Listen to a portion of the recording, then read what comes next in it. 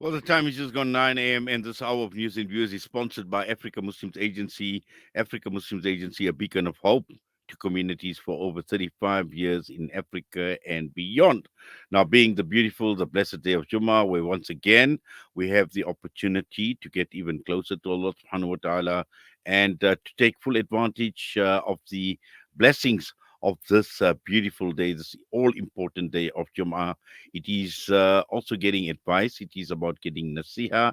It is being inspired on this day of Jum'ah. And once again, it's time for Jum'ah inspiration this morning. And Alhamdulillah, we have the pleasure of and the honor of having with us this morning to provide us with the Jum'ah nasiha. We have got Muallimah Badronisa Ali. Muallimah Badronisa, Assalamu alaikum wa rahmatullahi wa barakatuh.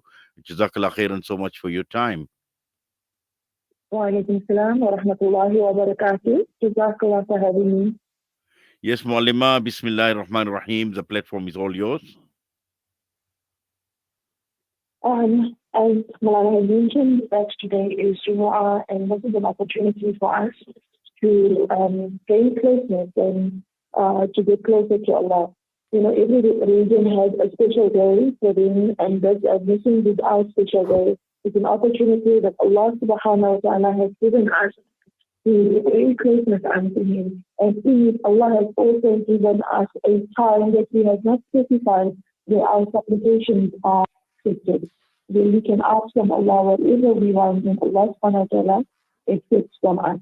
Allah did not specify the time for a reason, but if He had to specify the time, then He would let the whole day go by without us engaging in any form of ibadah, any form of sadaqah even. And we'll just wait for that time so that we can do our supplications knowing that it will get accepted. So in a way, it is also a mercy for us that we don't know the specific time of Jumu'ah where our supplications are accepted. But above that also, it is all the small things that we do on Jumu'ah that brings also that beauty of Jumu'ah, like making our sunnah hustle on the day of Jumu'ah, go for our meals, going to the masjid a bit early, having the wudu, using the miswak, dressing up in our best clothing. These are things we take for granted for those who are in business to close down their businesses at the time of Jummah and go for Salah. The cutting of the nails, the reading of Dhikr, the reading of Durood. There are so many things. The reading of Surah Kahf. We take all these things for granted. We are so caught up in the business of our lives that we barely make time for all this. And it is all these forms of ibadah, the sunnahs that we are keeping alive, that brings the barakah into our lives. We must also remember that the reviving of a sunnah in our day and time has so much reward. So if we cut our nails on the day of Jumu'ah and wear our nice clothes, imagine the reward that we are getting for all of that. Another thing that we can also do on Jummah, in our Indian and Malay household, Jummah is like a Sunday in a Christian household. In Christian homes, they say, they're cooking Sunday food, right? So on Jummah, Muslims in Indian, mostly in Indian and Malay homes, we find that there's a food spread, and this is also an opportunity for us also to feed the poor. Can have this good and give to those who don't have, inshallah. So there is a lot of opportunity in the day that we think to make, that we can make good use of. We must slow down. This is a day also to slow down and engage in ibadah. Don't forget the daily reading of Surah Yasin. Even on Jumu'ah, read your Surah Yasin along with your Surah Kahf, read your Durood. Go to the masjid, read the nafil as well. Get your extra reward. Slow down, absorb all the rewards that the day comes with, inshallah. I mean, Jazakallah khairan so much for that, Muallima, for the wonderful nasiha, Alhamdulillah. Very, very important nasiha. And Allah subhanahu wa ta'ala grant us the ability to understand, more importantly, to practice upon what is being said, and Allah accept, Allah reward your efforts as well for coming on this morning and providing us with this wonderful Um, inspiration and nasiha, inshallah. Assalamu alaikum wa rahmatullahi wa um, barakatuh. wa alaikum assalam wa rahmatullahi wa barakatuh. Muallimah Badronisa Ali was us this morning, providing us with the inspiration that we require this morning on this day of Jummah. And let us do justice to this beautiful day of Jummah. Let us get closer to Allah subhanahu wa ta'ala. Let us do what the ulama encourage us to do as well.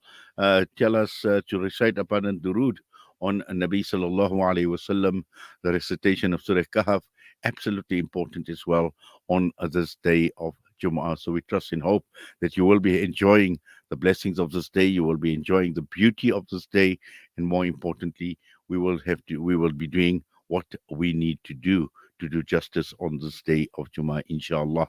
We're going to go for a break, and still to come in the next hour or so, we've got a number of issues to talk about. We will be talking about the Botswana election results, our neighbors right next door. Also taking a look at Senzef this morning, unveiling a vision of leadership now. We've got the newly elected national chairperson, Maulana Muhammad Hasim Kasim, who is the new chairperson. And we will be talking about Senzef as well. Senzef playing a very, very important role in the social side and the socio-economic, contributing huge to the socio-economic through the institution of Zakah as well. So we will be talking with Senzef, and just to understand under the new leadership with the newly elected chairperson, what some of the visions are. So this is going to be quite an interesting one. And also we are very, very excited at Salam Media, the Hamza Shalan tour of South Africa that will be kicking off on the 15th of November. It's going to be a 2-week tour, and we're going to go across many cities right around South Africa. And we will be starting off this time in Gqeberha, which is formerly known as Port Elizabeth. So PE is going to have the experience of the very first of many, many tours and presentations that we will be making right across South Africa. And we will be talking with Young Hearts for Palestine, Zahra Limbada, and I'm sure PE very, very excited. Once again, we've had the pleasure of taking Abir Zayad to Port Elizabeth. We had the pleasure of taking Matt Gilbert to Port Elizabeth. And once again, PE blessed with the tour of experienced Gaza journalists. We're talking about Hamza Shalan, and through his lens, he is going to bring about the realities of Gaza, the realities of this genocide that has been unfolding for over a year on the ground. So a lot to come on the broadcast from now right until 10 a.m. right here on Salam Media on News and Views. Stay with us. We are here in the middle of a Zahra neighborhood. The whole neighborhood is already destroyed. More than 17 towers are down.